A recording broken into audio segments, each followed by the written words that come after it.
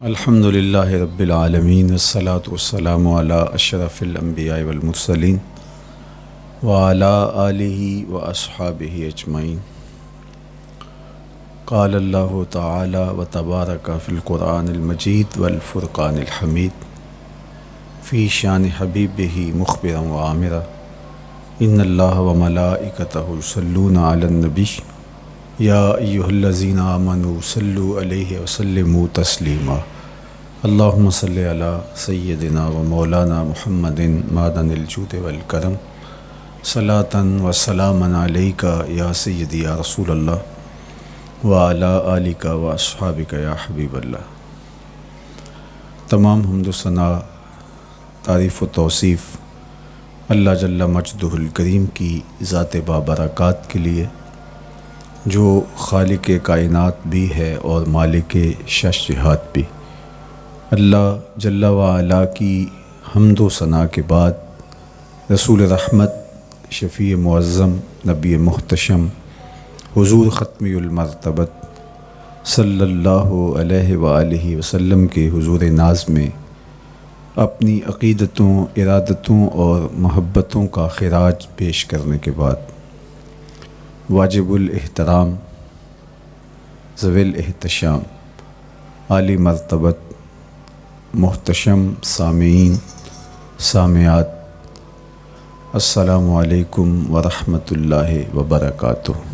موسم رحمت ربیع الاول کی بہاریں جلوہ ساماں ہیں، اور میں اور آپ حضور کے تذکار حسن کی خوشبو لینے موجود ہیں۔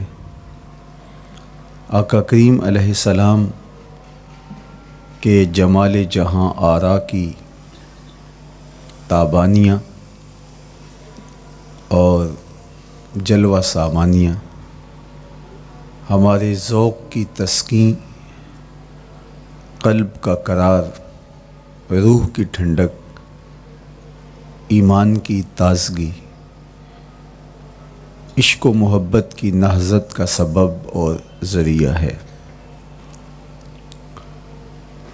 آقا کریم علیہ السلام کے فضائل، حضور علیہ الصلاۃ والتسلیم کے خصائل اور آپ کے شمائل بیان کرنا شروع سے ہی اہل ایمان کا طریقہ رہا ہے۔ خصائل حضور کی سیرت کے عنوان کو کہا جاتا ہے، فضائل حضور کی عظمت و رفعت حضور کے معجزات کا عنوان ہے، شمائل حضور کے اعضائے نور کا تذکرہ جاں فضا ہے، حضور کے حسن و جمال کی باتیں ہیں۔ آقا کریم علیہ السلام کے شمائل پر، خصائل پر، فضائل پر علماء نے بہت کام کیا، تصنیفات چھوڑیں، محدثین نے اس عنوان سے باب باندھے۔ قیامت تک آنے والی انسانیت کے لیے حضور کی سیرت، حضور کے کردار کے عنوانات کتب میں نقش ہیں۔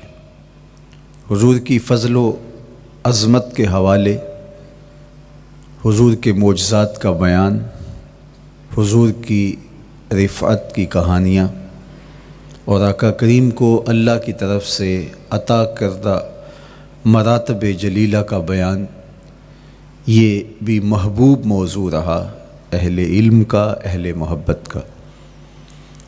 لیکن حضور علیہ السلام کے شمائل، حضور کی صورت کا بیان، حضور کے حلیہ نور کی باتیں، یہ بھی ترک نہیں ہوئیں۔ عمومی طور پہ ہم شخصیات کے کردار کے حوالے سے، ان کی عادات کے حوالے سے، ان کے خصائل کے حوالے سے، ان کی تعلیمات کے حوالے سے پڑھتے ہیں۔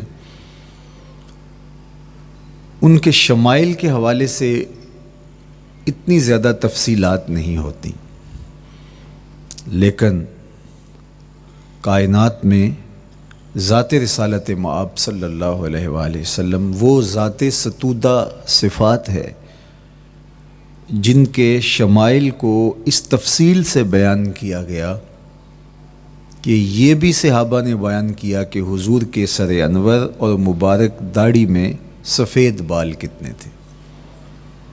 آپ کو کسی کا اتنا محفوظ حلیہ نہیں ملے گا۔ حضور علیہ السلام کی زلفوں کے خم کیسے تھے، حضور کی رنگت سے لے کر کے حضور کے اعضائے بدنیہ کے توازن، حسن اور جمال کی کہانیاں آپ کتب احادیث میں، شمائل کی کتابوں میں بکھری ہوئی نظر آئیں گی۔ اور کیوں نہ ہو، جس کے حسن کے قصیدے میرے رب نے بھی بیان کیے ہیں۔ کبھی حضور کے چہرہ نور کا ذکر کرتے ہوئے والضحیٰ واللیل اذا سجا، کبھی حضور علیہ السلام کی مبارک زلفوں کا تذکرہ کرتے ہوئے حامیم، کبھی آقا کریم علیہ السلام کے مبارک ہاتھوں کا، کبھی دیگر اعضائے بدنیہ کا ذکر قرآن نے کیا۔ حضور کے سینہ اقدس کی کہانی قرآن نے بیان کی۔ حضور علیہ السلام کی مازاغ آنکھوں کا تذکرہ قرآن نے کیا، تو پھر یہ محبوب اور مرغوب موضوع کیوں نہ ہوتا۔ اور آقا کریم کو اللہ نے وہ جمال دیا تھا، وہ حسن عطا کیا تھا، وہ خوبصورتی دی تھی جو حضور کا ہی حصہ ہے۔ ویسے اللہ کا ہر پیغمبر، ہر نبی، ہر رسول خوبصورت ہوا۔ کوئی نبی ایسا نہیں ہے جو خوبصورت نہ ہوا ہو، یہ اللہ کا انتخاب ہے۔ آپ تو دکان پہ سیل مین بھی رکھیں تو اس کی باقی قابلیت کے ساتھ ساتھ اس کی شخصیت کو آپ دیکھتے ہیں کہ جو خوش شکل ہو، آنے والے کو متاثر کر سکے، باوقار لگے، تو جس کو اس نے نبی بنانا تھا تو اس کو اس نے یوں ہی یہ عظمت اور یہ رفعت عطا کر دینی تھی۔ تو اللہ کا ہر نبی حسین، ہر نبی جمیل، لیکن جو جمال، جو خوبصورتی، جو حسن، جو شان و شوکت اللہ نے میرے اور آپ کے آقا و مولا حضور ختمی المرتبت کو عطا کی، وہ حضور کا ہی مقسوم ہے، وہ حضور علیہ السلام کا ہی حصہ ہے۔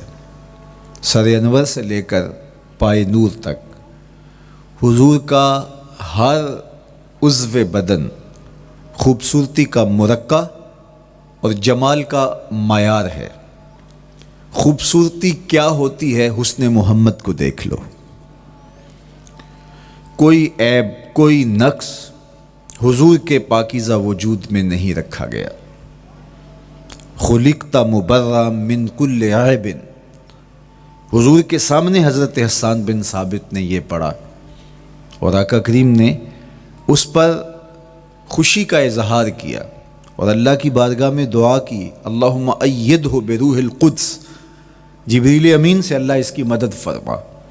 تو انہوں نے یہ بات کہی کہ آپ کو ہر عیب سے مبرہ رکھا گیا ہے، آپ کا پیکر نور، آپ کا وجود مسعود حسن و جمال کا ایسا مرقع بنایا گیا کہ جس میں کوئی نقص نہیں رکھا گیا۔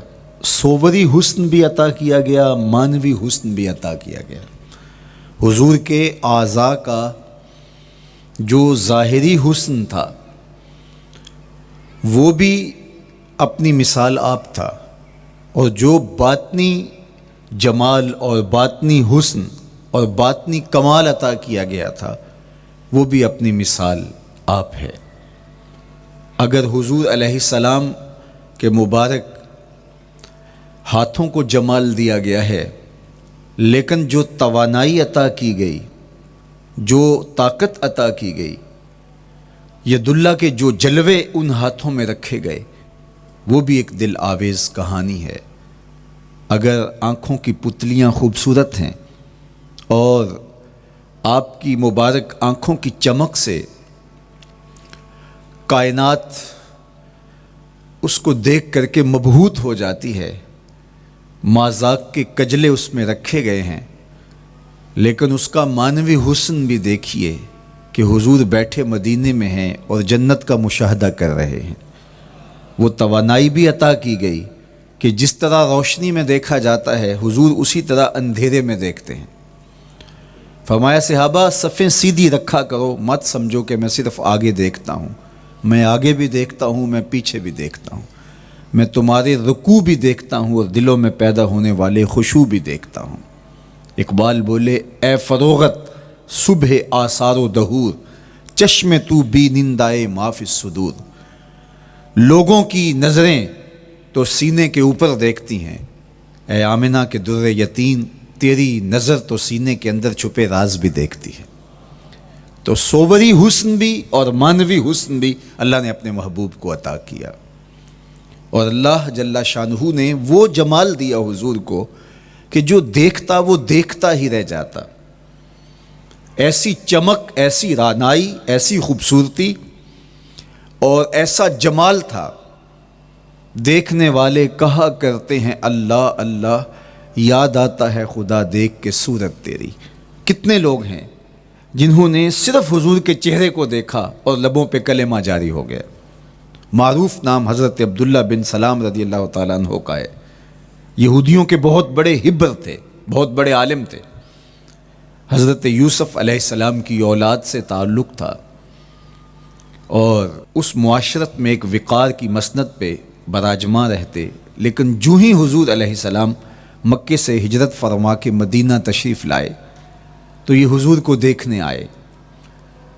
با فضل الصدقہ اٹھا کر دیکھیے کہ ایک مناظرہ ترتیب دیا انہوں نے کہ ان سے یہ بات کروں گا، یہ سوال کروں گا، یہ اعتراض اٹھاؤں گا، لیکن جب حضور کی مجلس میں پہنچے اور آقا کریم علیہ السلام کے رخ زیبا کو دیکھا تو سارے سوال بھول گئے۔ رومی بولے اے لقائے تو جواب ہر سوال، حل شود ہر مشکلت بے کی لوکال۔ تیری ملاقات ہی تو سارے سوالوں کا جواب ہے، تیرا ایک بار دیکھ لینا ہی تو سارے مسئلے حل کر دیتا ہے۔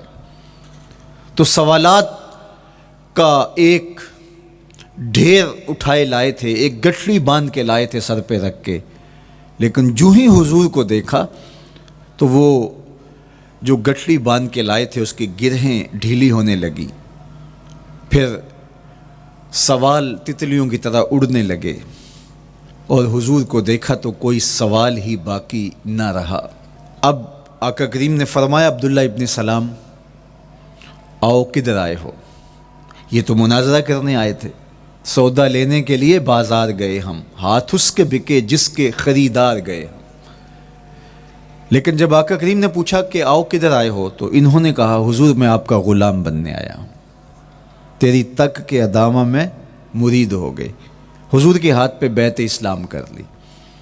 اب جن لوگوں نے عبداللہ ابن سلام کو تیار کر کے بھیجا تھا وہ امید میں تھے کہ تھوڑی دیر کے بعد ہم سنیں گے کہ انہوں نے سخت سوال کیے اور مسلمانوں کے نبی ان کا جواب نہیں دے پائے، لیکن جب ان کے کانوں تک یہ خبر پہنچی کہ عبداللہ بن سلام نے تو کوئی سوال ہی نہیں کیا بلکہ وہ محبوب کی نگاہوں کا شکار ہو گئے، اور انہوں نے دیکھتے ہی حضور پر تن من سب کچھ نچھاور کر دیا اور لبوں پہ کلمہ جاری ہو گیا، تو وہ صبر نہ کر سکے اور عبداللہ ابن سلام کے پاس پہنچے اور جا کے کہا کہ تو نے یہودیت کی ناک خاک آلود کر دی، تم نے کوئی سوال کیا ہوتا، انہوں نے جواب دیا ہوتا اور پھر تم نے مان لیا ہوتا تو ہم سمجھ جاتے کہ ایک عالم تھا، علمی پیاس بجھ گئی، مطمئن ہو گیا، لیکن یہ عجیب کہانی ہے، سنا ہے تم نے کوئی سوال بھی نہیں اٹھایا، انہوں نے جواب بھی نہیں دیا، بس تم نے ان کو دیکھا اور دیکھتے ہی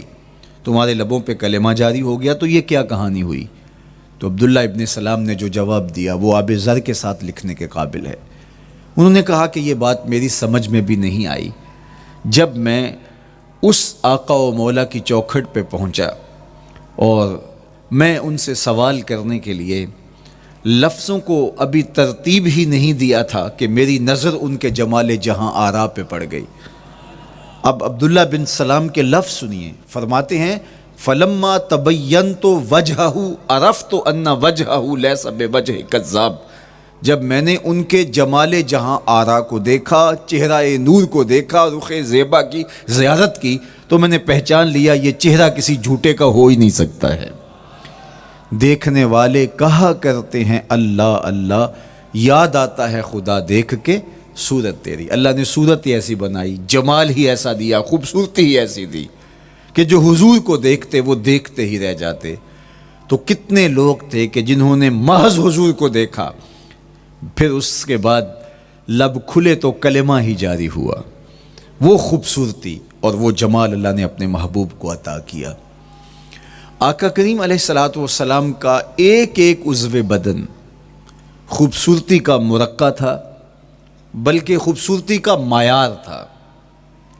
حسن کیا ہوتا ہے، حسن کا معیار کیا ہوتا ہے، جمال کسے کہتے ہیں، خوبصورتی کی تعریف کیا ہے، اعضائے محمد صلی اللہ علیہ وآلہ وسلم کا توازن دیکھ لو تو میں پتہ چلے گا کہ حسن کسے کہتے ہیں۔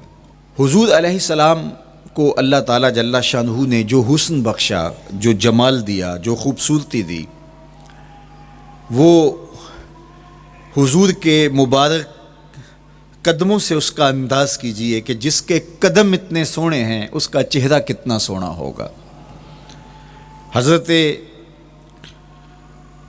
عبداللہ بن بریدہ رضی اللہ تعالی عنہ حضور کے مبارک قدموں کا ذکر کرتے ہوئے وصف جمال محمد کی کہانی چھیڑتے ہیں اور فرماتے ہیں کانا رسول اللہ صلی اللہ علیہ وآلہ وسلم احسن البشر قدما، کہتے ہیں کہ کائنات میں جتنے سونے قدم میرے حضور کے تھے کسی کے تھے ہی نہیں۔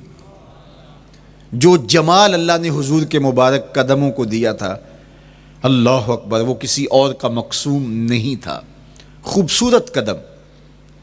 اور حضرت انس رضی اللہ تعالیٰ عنہ، حضرت ابو ہریرہ رضی اللہ تعالیٰ عنہ، اور حضور کے وصاف ہیں حضرت ہند بن ابی حالہ رضی اللہ تعالیٰ عنہ، یہ حضور کا حلیہ بیان کرتے ہیں۔ حضرت امام حسن بن علی رضی اللہ تعالیٰ عنہ نے حضرت ہند بن ابی حالہ کو ایک دن کہا کہ مجھے اپنے آقا و مولا کا حلیہ بتاؤ، تو انہوں نے حضور کا حلیہ بیان کیا۔ یہ حضور کے وصاف ہیں، چونکہ انہوں نے حضور علیہ السلام کو بہت قریب سے دیکھا اور آقا کریم علیہ السلام کی زیارت سے مالا مال ہوئے۔ ویسے حضرت امام حسن نے بھی تو حضور کو دیکھا تھا، اور بھی اصحاب نے حضور کو دیکھا تھا۔ یہاں یہ بات دلچسپی سے خالی نہیں ہے کہ صحابی ہی تب بنتا ہے جب وہ حضور کو بنظر ایمان دیکھے، لیکن صحابہ ایک دوسرے سے پوچھتے تھے کہ بتاؤ حضور کیسے تھے؟ میاں تم نے نہیں دیکھا؟ تو وہ کہتے تھے دیکھ کر بھی نہیں دیکھا۔ صرف چند لوگ ہیں جو حضور کا حلیہ بیان کرتے ہیں۔ اس کی کیا وجہ؟ تو علماء نے لکھا کہ حضور کے چہرے پہ جلووں کی تابش ایسی تھی اور حضور کا جمال ایسا تھا اور اس کی چمک ایسی تھی کہ کسی میں ہمت ہی نہیں تھی کہ وہ جی بھر کے دیکھ سکے۔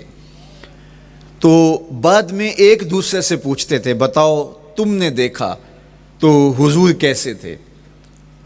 اگر ان لوگوں کی تعداد میں آپ کو بتاؤں تو 3 درجن سے زیادہ نہیں ہوگی جو حضور علیہ السلام کے وصاف ہیں، حضور کے حلیہ نگار ہیں، جو آقا کریم علیہ الصلوۃ والسلام کی صورت کا نقشہ بیان کرتے ہیں۔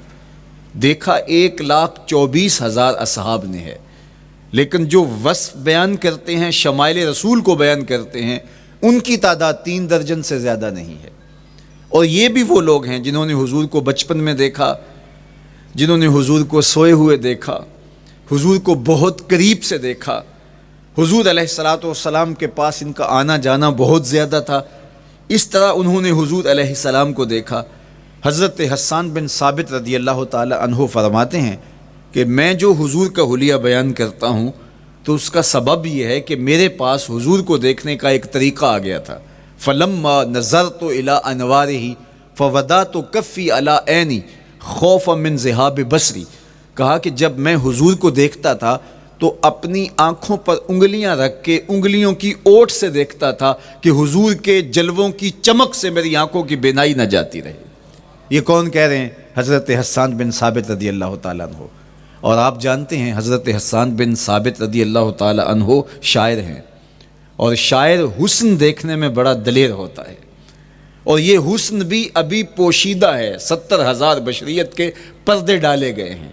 اگر یہ حسن بے نقاب ہوتا تو کوئی جلووں کی تاب ہی نہ لا سکتا۔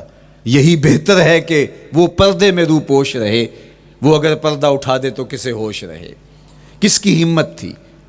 اب چھپا ہوا مستور حسن بھی اگر دیکھتے ہیں تو آنکھوں پہ انگلیاں رکھ کے دیکھتے ہیں، اور بیان کرنے والوں کی تعداد میں نے عرض کی کہ 3 درجنوں سے زائد نہیں ہے۔ تو یہ وہ لوگ ہیں جنہوں نے حضور کو دیکھا۔ اب امام حسن پوچھ رہے ہیں حضرت ہند بن ابی حالہ رضی اللہ تعالی عنہ کو کہ آپ نے حضور کو دیکھا تو مجھے بتائیے میرے نانا کا جمال کیسا تھا۔ تو حضرت ہند بن ابی حالہ نے حضور کا حلیہ بیان کیا۔ تو جب حضور کے قدموں کی کہانی انہوں نے بیان کی تو حضرت ہند بن ابی حالہ نے کہا کان النبی صلی اللہ علیہ وآلہ وسلم شسن القدمین والکفین، حضور علیہ السلام کے مبارک قدم اور حضور کی ہتھیلیاں پر گوشت تھے۔ یہ حضور علیہ السلام کے مبارک قدموں کا جمال بیان کرتے ہیں۔ اللہ اکبر۔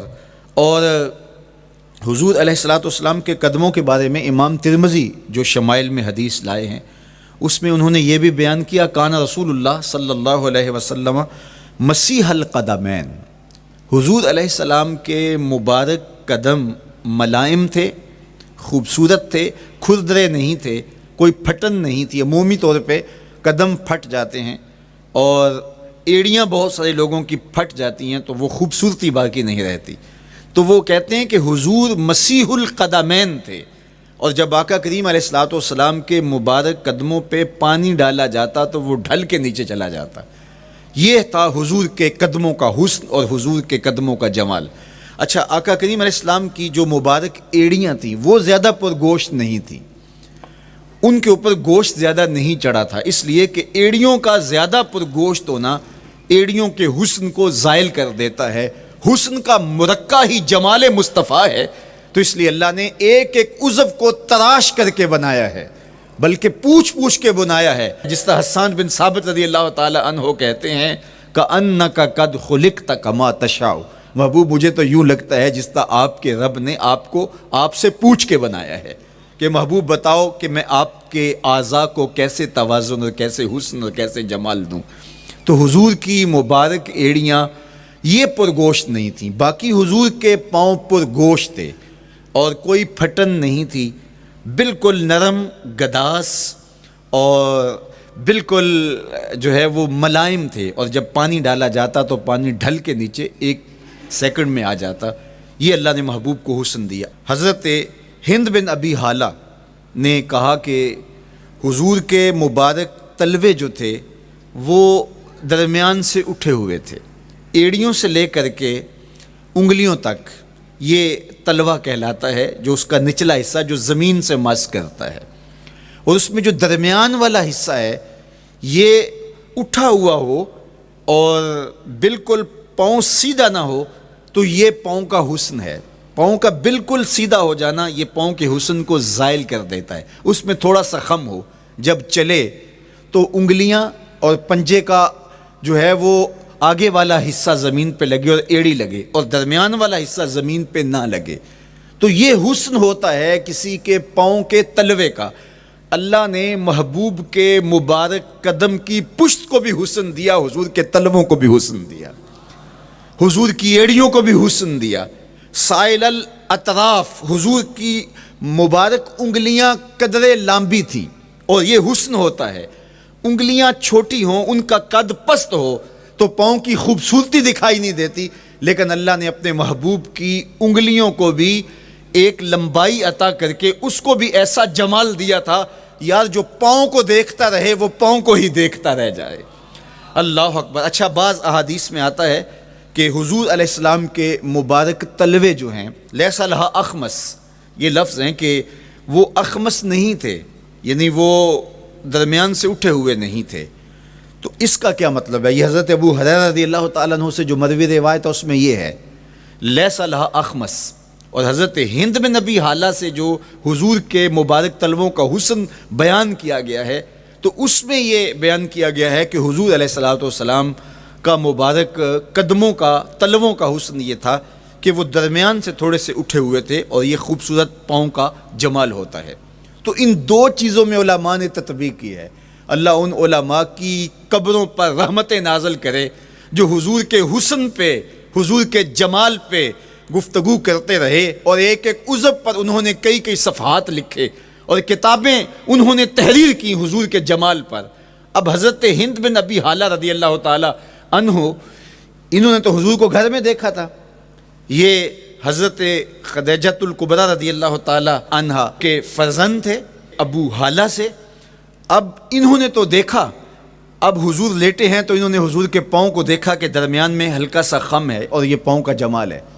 اب حضرت ابو ہریرہ رضی اللہ تعالی عنہ نے جو حضور کے پاؤں کو دیکھا تو یہ اندرون خانہ کا دیکھنا نہیں تھا، تو انہوں نے کیسے دیکھا؟ تو حضرت ابو ہریرہ سے مروی ایک روایت سے سمجھ آتی ہے کہ انہوں نے جو کہا کہ لیس لہا اخمس، کہ ان کے مبارک تلوے درمیان سے اٹھے ہوئے نہیں تھے بلکہ بالکل برابر تھے، تو اس کا کیا مطلب ہے؟ تو حضرت ابو ہریرہ سے ایک روایت مروی ہے، وہ فرماتے ہیں کہ جب حضور علیہ السلام کسی چٹان کے اوپر چلتے تو حضور علیہ الصلوۃ والسلام کا وہاں قدم پڑتا تو وہ اس چٹان کے اندر حضور کا قدم گھس جاتا، وہ موم کی طرح چٹان نرم ہو جاتی۔ اس طرح زمین پر بھی حضور چلتے تو مبارک پاؤں کا جو نشان قدم ہے وہ پورا دکھائی دیتا۔ تو حضرت ابو ہریرہ رضی اللہ تعالیٰ عنہ اس سے یہ سمجھے کہ حضور کے تلوے جو ہیں وہ برابر ہیں۔ تو علماء نے اس پر گفتگو کی ہے۔ ایک تو حضور جب چلتے تھے تو آقا کریم پورے زور سے قدم زمین پہ رکھتے تھے اور اس وقار سے چلتے تھے کہ جس طرح حضور اونچائی سے نیچے کی طرف اتر رہے ہوں، تو جب پاؤں کو جما کر کے زور سے رکھا جائے تو پھر جو ہے وہ نشان نیچے پڑتا ہے۔ یا اللہ اپنے محبوب کے لیے زمین کو اور پتھروں کو بھی نرم کر دیا تو پھر حضور کے تلووں کا نقش بھی زمین کے اوپر جو ہے وہ حویدہ ہو جاتا۔ سلطان قاتبائی نے ایک ایسا ہی پتھر جس کے بارے میں شنید تھی کہ اس پر حضور کے قدموں کا نقش موجود ہے، تو انہوں نے 20,000 دینار کے اندر وہ خریدا، اور انہوں نے یہ کہا کہ جب میں فوت ہو جاؤں تو حضور کے قدموں کے نشان والا پتھر میری قبر کے سرہانے بطور کتبہ لگایا جائے۔ علامہ شہاب الدین خفاجی علیہ رحمہ لکھتے ہیں ہوا موجود الی الآن، وہ اپنے دور میں کہانی بیان کرتے ہیں وہ آج بھی سلطان قاتبائی کی قبر کے سرہانے وہ پتھر نصب ہے جہاں حضور کے قدموں کے نشان موجود ہیں۔ اللہ اکبر۔ تو آقا کریم علیہ الصلوۃ والسلام کے مبارک تلوے، حضور علیہ السلام کی کم گوشت تراشی ہوئی ایڑیاں، اور مسیح القدمین حضور علیہ السلام کے ملائم نرم گداز پاؤں، ان کا حسن اور ان کا جمال، اور آقا کریم علیہ السلام کے قدموں کی انگلیاں جو قدرے لمبی تھی، اور ان میں جو درمیان والی انگلی تھی وہ زیادہ لمبی تھی، اس پر حضرت میمونہ بنت کردم رضی اللہ تعالی عنہا اس انگلی کا حسن بیان کرتی ہیں، کہتی ہیں مجھے شوق ہوا کہ میں حضور کو دیکھوں، تو اپنے والد گرامی کے ساتھ حجۃ الوداع کے موقع پر میں بھی سعادت حج پا رہی تھی، تو حضور کو ملنے کے لیے جب ہم پہنچے تو آقا کریم اونٹنی کے اوپر سوار تھے، ناکہ پر جلوہ فراز تھے، تو میرے میں ہمت نہ ہو سکی کہ حضور کے چہرے کو دیکھ سکوں۔ ایسا جلوہ، ایسا جمال، اللہ اکبر، اور ایسا روب اور ایسی چمک چہرے کی اور تابشیں تھیں کہ میرے اندر ہمت نہ ہو سکی کہ میں حضور کے چہرہ نور کو دیکھ سکوں۔ اب آقا کریم اونٹنی پہ سوار تھے تو میں حضور کے مبارک پاؤں کو دیکھنے لگی، میں بس حضور کے پاؤں کا جمال اور خوبصورتی دیکھنے لگی، اسی میں کھو گئی۔ اب حضرت میمونہ بنت کردم رضی اللہ تعالی عنہا حضور کے مبارک قدموں کی ایک انگلی کا حسن بیان کرتی ہیں۔ اللہ اکبر۔ حضرت میمونہ بنت کردم سے یہی ایک روایت مروی ہے، ساری زندگی ان کے پاس سرمایہ یہی تھا، جب کسی مجلس میں جاتی تو وہ کہتی تمہیں بتاؤں حضور کی مبارک انگلی کا حسن کیا تھا؟ یہ سرمایہ ساتھ لیے لیے پھرتی کہ میں نے حضور کی انگلی کو دیکھا ہے، میں نے حضور کے قدم اور حضور علیہ السلام کے تلووں کی زیارت کی ہے۔ تو وہ اس حسن کو بیان کرتے ہوئے کہا کرتی تھی فما نسیتو فیما نسیتو طولا اصبع قدمہ السبابہ علی سائر اصابعہ۔ جو سبابہ انگلی ہے، انگوٹھے کے ساتھ والی انگلی کو سبابہ انگلی کہتے ہیں، اور اس کے ساتھ والی انگلی کا جو قد دراز تھا اور باقی انگلیوں کی نسبت وہ انگلی لمبی تھی، کہا اس کا حسن آج بھی میری نگاہوں میں گھومتا رہتا ہے اور ہر وقت میرے تصور میں رہتا ہے، میرے تصور سے کبھی اس انگلی کا جمال ہی ختم نہیں ہوا، انگلی کا حسن ہی کبھی زائل نہیں ہوا، ہر وقت اس کے تصور میں کھوئی رہتی ہوں۔ یار چہرے کے جمال کو کون بیان کرے گا، یہاں تو انگلی کا حسن بیان نہیں ہو رہا۔ ابھی وہ شعر پڑھا جا رہا تھا نا کہ قدموں پہ جبیں کو رہنے دو، قدموں پہ جبیں کو رہنے دو، چہرے کا تصور مشکل ہے، قدموں پہ جبیں کو رہنے دو، چہرے کا تصور مشکل ہے، جب چاند سے بڑھ کر ایڑی ہے رخسار کا عالم کیا ہوگا، جب چاند سے بڑھ کر ایڑی ہے رخسار کا عالم کیا ہوگا۔ تو اللہ نے اپنے محبوب علیہ الصلاۃ والسلام کو وہ جمال، وہ خوبصورتی اور حضور کے مبارک قدم، حضرت عبداللہ بن بریدہ رضی اللہ تعالی عنہ سے مروی روایت، کان رسول اللہ صلی اللہ علیہ وآلہ وسلم احسن البشر قدما، کہتے ہیں جتنے سونے قدم، جتنے من مونے قدم میرے حضور کے تھے، اتنے سونے قدم کسی اور کے تھے ہی نہیں۔ اللہ نے اپنے محبوب کو وہ جمال، وہ خوبصورتی اور وہ نور عطا کیا تھا۔ اچھا، یہ قدم، یہ ایڑیاں، یہ مبارک تلوے اور یہ داراز انگلیاں اور ان انگلیوں کی چمک اور ان کی رنگت کا جمال اور خوبصورتی، جہاں اس کا صوری حسن تھا تو مانوی حسن بھی دیکھنے والا تھا۔ یہ قدم اٹھ جائیں اللہ اکبر تو تقدیر کے فیصلے ہوتے دکھائی دیتے ہیں۔ ان قدم کی اونچائی، ان قدم کی بلندیاں کہ عرش حق ان قدموں کے بوسے لے رہا ہے۔ اور میرے امام بولے زہ عزت و اے طلائے محمد، زہ عزت و اے طلائے محمد، کہ ہے عرش حق زیر پائے محمد۔ قدموں کا حسن وہ بھی دیکھنے والا اور قدموں کی بلندی اور اونچائی اور اس کی شان و شوکت وہ بھی دیکھنے والی۔ اللہ اکبر۔ آقا کریم علیہ السلام حضرت ابوبکر صدیق کے ساتھ، حضرت عمر فاروق کے ساتھ اور حضرت عثمان غنی کے ساتھ احد پہاڑ پر تشریف لے گئے۔ یہ حدیث آپ نے بارہا علماء سے سنی ہے۔ احد کی چھاتی پہ جب حضور کے قدم آئے، اللہ اکبر، تو وہ خوشی سے جھوم اٹھا، مقدر جاگ گئے، بخت بیدار ہو گئے۔ ان کے قدم جو کہ عشاق کی آنکھوں کی ٹھنڈک ہے، جب چھاتی پہ آ جائیں تو کون عاشق نہیں جھوم جائے گا۔ یہ تو حضور کے قدموں کے حسن کو بیان کیا جا رہا ہے، آپ کی روح رقص کر رہی ہے اور آپ کا دل جو ہے وہ ایک عجیب سرور اور کیف کی وادی میں اور ایک جو ہے وہ خوشیوں کے جو ہے وہ عالم میں نہال ہوتا چلا جا رہا ہے۔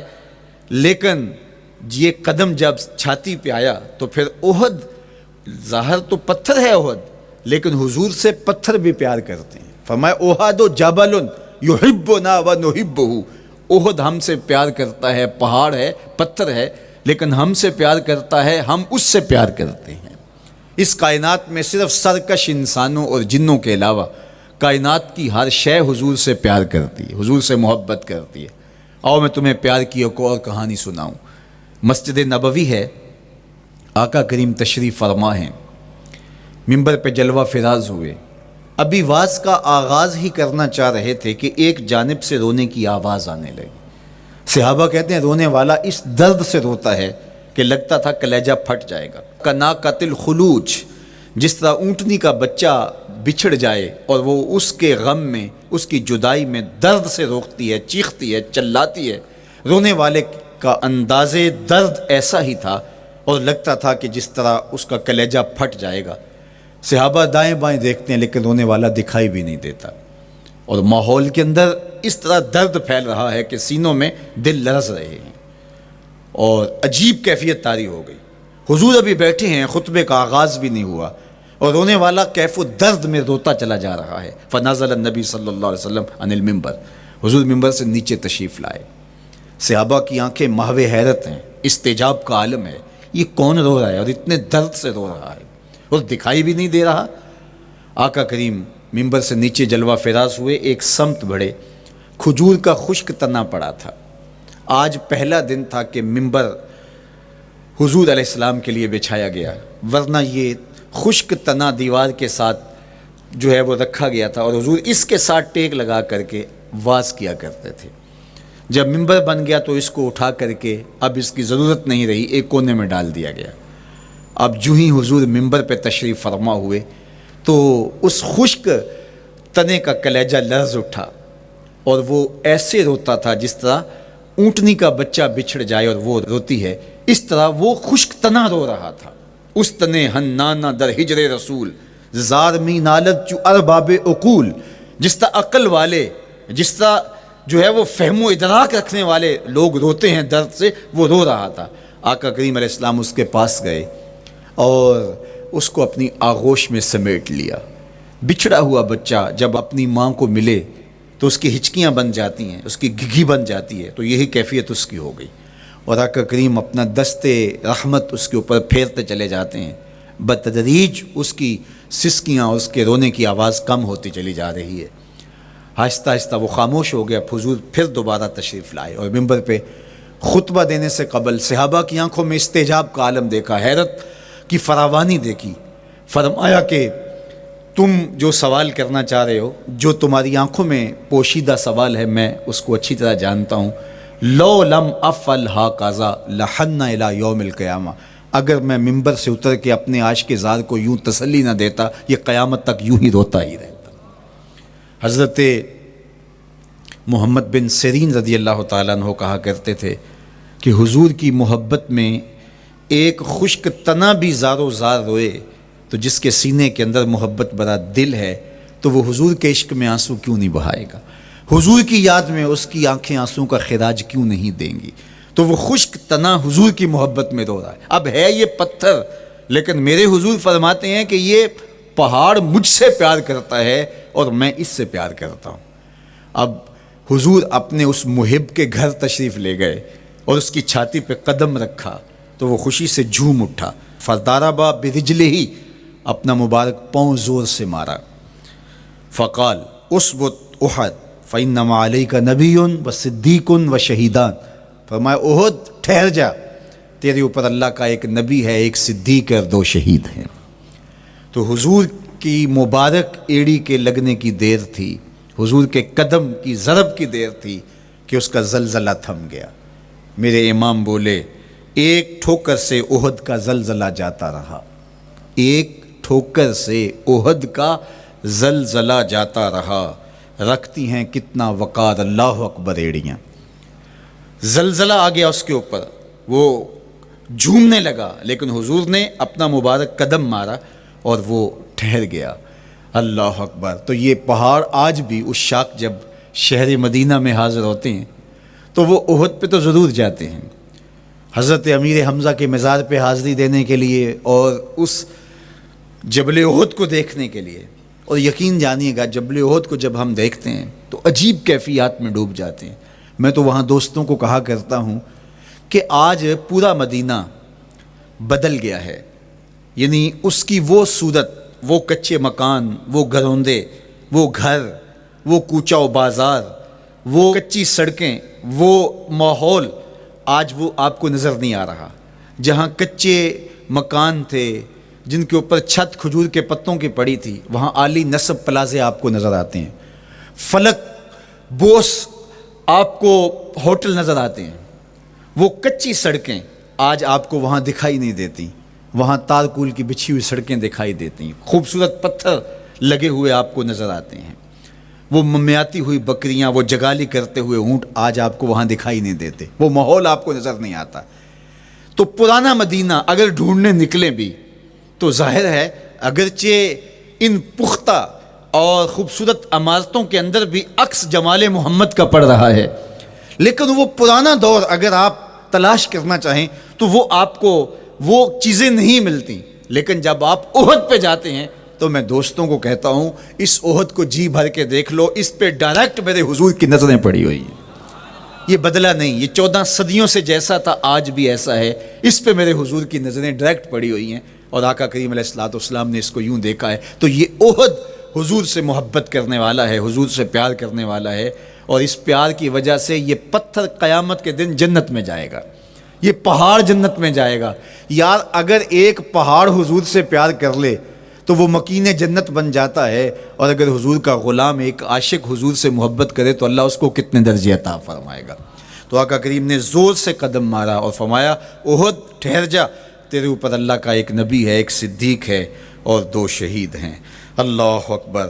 تو یہ حضور علیہ الصلوۃ والسلام کے مبارک قدم کی شان ہے، یہ حضور کے مبارک قدم کا جمال ہے اور اس کی خوبصورتی ہے۔ غزوہ ذات الرقاع کے اندر حضرت جابر کا اونٹ چلتے چلتے تھک گیا، سفر لمبا تھا اور اونٹ کمزور تھا، تو چلتے چلتے اس کو تھکن ہو گئی، اب وہ قافلے سے پیچھے رہتا چلا جاتا ہے۔ تو اس نے حضور کی خدمت میں عرض کی، یا رسول اللہ یہ اونٹ تھک گیا ہے اور میں قافلے کے ساتھ چل نہیں پا رہا۔ تو آقا کریم علیہ الصلوۃ والسلام نے اپنے مبارک قدم سے اس اونٹ کو ٹھوکر لگائی، فَنَشِطَ حَتَّى كَانَ مَا يَمْلِكُ زَمَامَهُ۔ حضرت جابر کہتے ہیں اس کی لگام سنبھالی نہیں جاتی تھی، اتنا تیز چلتا تھا۔ یار جس کے قدموں کی ٹھوکر سے یہ توانائی آ جائے، اس کے ہاتھوں کی توانائی کا عالم کیا ہوگا۔ تو اللہ نے صرف حضور کے مبارک قدموں کو صوری حسن ہی نہیں دیا تھا، مانوی جمال اور توانائی بھی عطا فرمائی تھی۔ حضور علیہ السلام کے چچا جناب ابو طالب کہتے ہیں کہ میں حضور علیہ السلام کے ساتھ تھا، تو راستے میں ذی المجار کی منڈی آئی، اور وہاں حالات ایسے تھے کہ پینے کے لیے پانی دستیاب نہیں تھا۔ تو میں نے کہا کہ عطشت ولیس عندی ماء، مجھے تو سخت پیاس لگی ہے اور پانی بھی پاس نہیں ہے۔ فنزل النبی صلی اللہ علیہ وسلم وضرب بقدمہ الارض فخرج الماء فقال اشرب۔ تو حضور نے اپنے مبارک پاؤں سے زمین پر ٹھوکر لگائی، چشمہ پھوٹ پڑا، اور آقا کریم نے فرمایا چچا پانی پی لیجئے۔ تو وہ پاؤں اگر زمین پہ لگے تو چشمے پھوٹے، اگر احد پہاڑ پہ وہ پاؤں پڑے تو اس کا زلزلہ جاتا رہے، اور اگر وہ کسی جانور کو حضور ٹھوکر لگائیں تو اس کے اندر اس قدر تیزی آ جائے کہ اس کی باغ سنبھالی نہ جائے، اتنا سریع رفتار ہو جائے۔ اب ان قدموں پہ کون قربان نہیں ہوگا؟ یار ان قدموں کو چومنے کے لیے جبریل بھی تو بے تاب دکھائی دیتے ہیں نا۔ معراج کی شب جب جبریل حاضر خدمت ہوئے، حضور محو استراحت ہیں، تو جبریل عرض گزار ہوئے، مالک تیرا محبوب تو سو رہا ہے۔ اللہ اکبر، تبارک اللہ، شان تیری تجھی کو زیبا ہے بے نیازی، کہیں پہ جوش لن ترانی، کہیں تقاضے وصال کے تھے۔ ایک کوہ طور پہ خود چل کے جاتا ہے اور عرض گزار ہوتا ہے، رب آرنی انظر الیک، مالک تجھے دیکھنا چاہتا ہوں۔ اللہ اکبر، سراپا چشم بنا ہوا ہے اور کہتا ہے مالک میں تجھے دیکھنا چاہتا ہوں۔ جواب کیا آتا ہے؟ لن ترانی، تم نہیں دیکھ سکتے، میرے جلووں کی تاب نہیں لا سکتے۔ ایک خود چل کے جا رہا ہے اور تقاضۂ رویت کرتا ہے، اور جواب آتا ہے لن ترانی، اور ایک سویا ہوا ہے چادر اوڑھ کے، اور جبریل کہتے ہیں محبوب اٹھیے، رب آپ کو بلا رہا ہے۔ تبارک اللہ، شان تیری تجھی کو زیبا ہے بے نیازی، کہیں پہ جوش لن ترانی، کہیں تقاضے وصال کے تھے۔ تو جبریل حاضر خدمت ہوئے، حضور استراحت میں ہیں، تو آواز آئی یا جبریل قبل قدم ہے، میرے محبوب کے قدموں کو چوم لے۔ اب جبریل حضور علیہ السلام کے قدموں کو بوسے دے رہے ہیں۔ کسی نے جبریل سے تصور کے عالم میں پوچھا، حضور کے قدم چومے، حضور کے تلووں کو بوسے دیے، بتا کیفیت کیا ملی؟ تو بولے نہ جنت کی کلیوں میں دیکھا مزہ جو محمد کی تلیوں میں دیکھا۔ وہ سرور وہاں جو نصیب ہوا۔ وفد عبد القیس جب مدینہ المنورہ آیا تو ان میں ایک صاحب میں، وہ کہتے ہیں میں دوڑتا ہوا حضور کے پاس آیا، بس بے چینی تھی، اضطراب تھا۔ جب آپ مدینہ المنورہ میں جاتے ہیں تو آپ کو جا کے گاڑی اتارتی ہے اور آپ ہوٹل میں سامان رکھتے ہیں، تو پھر کتنی جلدی ہوتی ہے کہ جلدی سے غسل کریں اور جلدی سے نیا لباس پہنیں اور جا کے ہرے گنبد کو دیکھیں، حضور کی مبارک مسجد کی زیارت کریں، ان کوچہ و بازار میں جائیں جہاں حضور کے مبارک قدم لگے تھے۔ اللہ اکبر۔ تو اب یہ وفد عبد القیس جب آیا تو ان میں ایک صحابی حضرت زرع رضی اللہ تعالیٰ عنہ فرماتے ہیں کہ میں پھر تیزی کے ساتھ گیا اور پھر ہم جا کے حضور کے ہاتھ بھی چومنے لگے، حضور کے قدم بھی چومنے لگے۔ یہ سعادت مند قدم جن کے بوسے صحابہ دیتے ہیں، کبھی جبریل کے بوسہ گاہ بنتے ہیں، کبھی احد پہاڑ کی چھاتی ان قدموں کو چومتی ہے۔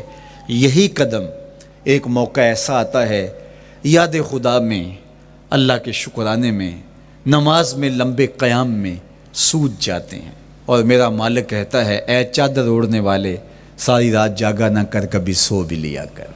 اللہ اکبر۔ تو یہ حضور علیہ السلام کے مبارک قدموں کا جمال اور مبارک قدموں کا حسن اور خوبصورتی ہے۔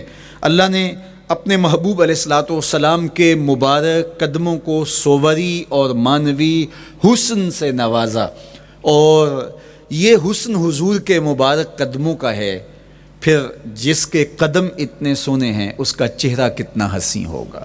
ایک سوال اٹھ سکتا ہے کہ حضور کے حسن کو بیان کرنے کا مقصود کیا ہے؟ تو صاحب، کسی کے حسن کو بیان کرنے کا مقصود یہی ہوتا ہے کہ اس سے پیار اور محبت کا ربط قائم ہو، اور اگر قائم ہے تو مضبوط ہو۔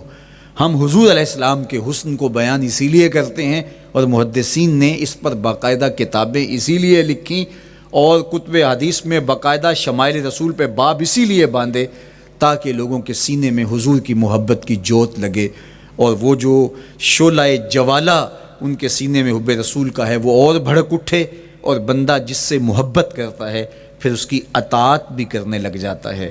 تو جو محبوب اتنا سونا ہے، اتنا جمال آفریں ہے، اور جس کے قدم اتنے سونے ہیں، پھر اس کے نقش قدم کو کیوں نہ تھام لیں، اس کے نقوش پاک و خضر راہ کیوں نہ بنا لیں، پھر ان کے اٹھنے والے قدموں پر اپنی زندگی کیوں نچھاور نہ کر دیں۔ اگر سر پہ رکھنے کو مل جائے نقش نال حضور تو کہیں کہ ہاں تاجدار ہم بھی ہیں۔ یعنی وہ قدم تو قدم رہا، اس قدم کی رعنائیاں، اس کی خوبصورتیاں، اس کا جمال اور اس کا حسن تو حسن رہا۔ جہاں وہ مبارک قدم لگا، جہاں وہ نقش لگا، اگر وہ نقش بھی سر پہ رکھنے کو مل جائے تو کہا کہ اگر سر پہ رکھنے کو مل جائے نقش نال حضور، حضور علیہ السلام کا قدم تو جزو بدن رسول ہے۔ حضور علیہ السلام کے مبارک قدموں میں وہ جو نالین تھی، اس نالین کا بھی نقش وہ اگر سر پہ رکھنے کو مل جائے تو ہم زمانے کے تاجدار کہلائیں گے، اور جن کے سر پہ حضور کا قدم آ جائے ان کا مرتبہ کیا ہوگا۔ تو یہاں اس نقش کو بھی دیکھیے، حضور کے مبارک قدموں میں جو نالین آیا اس کو نالین شریف کہتے ہیں۔ اس نال کو نال شریف یا ان نالین کو نالین شریف کہا جاتا ہے، اس لیے کہ وہ حضور کے مبارک جسم سے جڑ گئے، حضور سے ان کا ربط پیدا ہو گیا، وہ جزو بدن رسول نہیں ہیں، تو اس کا یہ مرتبہ ہے۔ تو پھر حضور علیہ السلام کی شان اور حضور کی عظمت کیا ہوگی۔ اللہ اکبر۔ بلکہ حضور علیہ السلام کے نالین جہاں رکھے جائیں، وہ کسی نے کہا نا کہ ذرے اس خاک کے تابندہ ستارے ہوں گے، ذرے اس خاک کے تابندہ ستارے ہوں گے جس جگہ آپ نے نالین اتارے ہوں گے۔ وہ جگہ جہاں حضور کے قدم نہیں، حضور کے قدموں سے مس ہوئے نالین رکھے جائیں، وہاں جو ذرے اس نالین کے تلووں کو چومتے ہیں وہ بھی آسمان کے ستاروں سے اس شاخ کو حسین دکھائی دیتے ہیں، وہ بھی زیادہ چمکدار دکھائی دیتے ہیں، اور اس شاخ کی آنکھوں کا سرما اور ان کے دل کا قرار اور روح کی ٹھنڈک قرار پاتے ہیں۔ تو یہ ہے حضور علیہ السلام کی نسبت کا احترام اور حضور کی محبت کا اثر جو اس شاخ کے سینے میں محسوس کیا جاتا ہے۔ اللہ مجھے آپ کو اپنی خاص پناہیں، امان اور حفاظتوں کا حصاد بخشے۔